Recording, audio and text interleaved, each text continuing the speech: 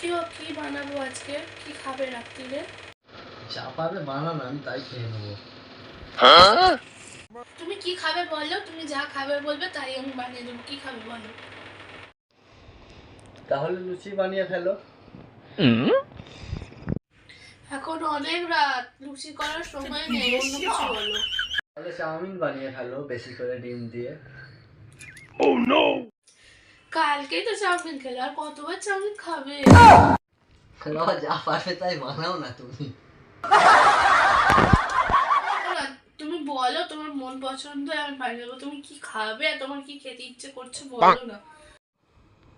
উফ, আবার তাহলে ছোলার ডাল আর রুটি করো। ছোলার ডালে তো আবার তোমার অ্যাসিডিটি হয়, তাহলে কি করবো বলো, অন্য কিছু বলো।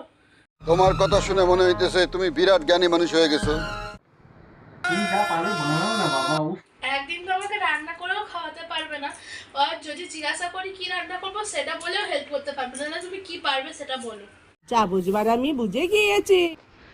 তাহলে ঠিক আছে, আলু সেদ্ধ দিয়ে ভাত বানিয়ে নাও, তাই খেতে হবে। জানি তুমি আলু সেদ্ধ দিয়ে ভাত খেতে ভালোবাসো, তাই তো আমি আলু সেদ্ধ ভাত করেই রেখেছি।